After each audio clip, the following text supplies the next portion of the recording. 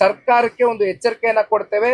ಈ ಕೂಡಲೇ ಮುಖ್ಯಮಂತ್ರಿಗಳು, ಉಪಮುಖ್ಯಮಂತ್ರಿಗಳು ಇವತ್ತೇನು ಈ ವ್ಯಕ್ತಿ ಒಂದು ಹೆಣ್ಣು ಮಗಳ ಬಗ್ಗೆ ಒಂದು ದೌರ್ಜನ್ಯವನ್ನ ಎಸೆದಿದ್ದಾರೆ, ಒಂದು ಧಮಕಿಯನ್ನ ಹಾಕಿರ್ತಕ್ಕಂಥ ಪ್ರಕರಣ ಏನಿದೆ, ಇದಕ್ಕೆ ಈ ಕೂಡಲೇ ಅವರು ಆಕ್ಟ್ ಮಾಡಲಿಲ್ಲ ಅಂತಕ್ಕಂಥದ್ದಾದ್ರೆ ಜನತಾದಳ ಪಕ್ಷದ ಕಡೆಯಿಂದ ನಾವು ದೊಡ್ಡ ಮಟ್ಟದಲ್ಲಿ ಬೀದಿಗಳು ಹೋರಾಟವನ್ನ ಮಾಡ್ತೇವೆ ಅಂತಕ್ಕಂಥದ್ದು ಈ ಸಂದರ್ಭದಲ್ಲಿ ಬಹಳ ಗಟ್ಟಿಯಾಗಿ ಹೇಳ್ತೇನೆ. ಇಲ್ಲಿ ನಗರಸಭೆ ಪೌರ ಆಯುಕ್ತರು ಹೆಣ್ಣು ಮಗಳ ಮೇಲೆ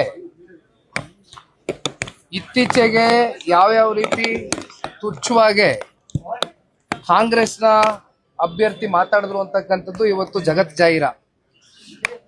ಬಹುಶಃ ಇತ್ತೀಚಿನ ದಿನಗಳಲ್ಲಿ ಕಾಂಗ್ರೆಸ್ನವರು ಒಂದು ಹೊಸ ಮಸೂದೆಯನ್ನ ಇಂಟ್ರೊಡ್ಯೂಸ್ ಮಾಡಿದ್ರು, ದ್ವೇಷ ಭಾಷಣ ಅಂತ ಹೇಳಿದ್ರು. ಈ ದ್ವೇಷ ಭಾಷಣದ ಅರ್ಥ ಏನು ಅಂತಕ್ಕಂಥದ್ದು ಕ್ಲಾಸ್ ನಂಬರ್ 3, ಕ್ಲಾಸ್ ನಂಬರ್ 5 ಇವೆಲ್ಲ ನಾನು ಓದಿ ಹೇಳಿದೆ, ಯಾವ್ಯಾವ ರೀತಿ ಮಾಧ್ಯಮದವ್ರನ್ನ ಕಟ್ಟಾಕ್ತಕ್ಕಂಥ ಒಂದು ಸಂಚಿನ ರೂಪಿಸಿದ್ದಾರೆ ಈ ದ್ವೇಷ ಭಾಷಣದ ಮೂಲಕ ಅಂತ.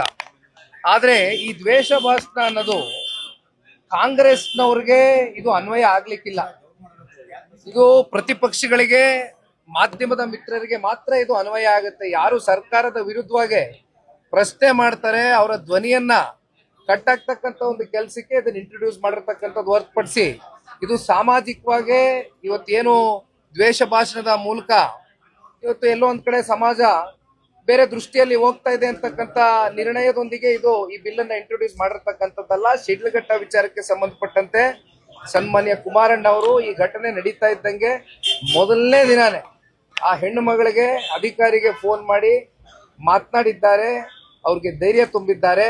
ಆದ್ರೆ ಒಂದು ಈ ಸಂದರ್ಭದಲ್ಲಿ ಸರ್ಕಾರ ಏನಾದ್ರೂ ಹೆಣ್ಣು ಮಕ್ಕಳಿಗೆ ಕಿಂಚಿತ್ತು ಏನಾದ್ರೂ ಗೌರವ ಕೊಡಬೇಕು ಅಂತಕ್ಕಂಥದ್ದಾದ್ರೆ ದಯಾ ದಾಕ್ಷಿಣ್ಯ ನೋಡ್ದಿರಾ ಇವತ್ತು ಯಾರೇ ಇರ್ಬೋದು, ಇವತ್ತು ಸಂಪೂರ್ಣವಾಗಿ ಆಡಿಯೋನಲ್ಲಿ ಏನೇನ್ ಮಾತನಾಡಿದ್ದಾರೆ ಎಲ್ಲವೂ ಕೂಡ ಜಗತ್ ಜಾಹೀರ, ಮಾಧ್ಯಮಗಳಲ್ಲಿ, ಸೋಷಿಯಲ್ ಮೀಡಿಯಾಗಳಲ್ಲಿ, ಎಲ್ಲಾ ಮೀಡಿಯಾ ಪ್ಲಾಟ್ಫಾರ್ಮ್ಸ್ ಅಲ್ಲೂ ಚರ್ಚೆ ಆಗಿದೆ, ನೋಡಿದೀವಿ.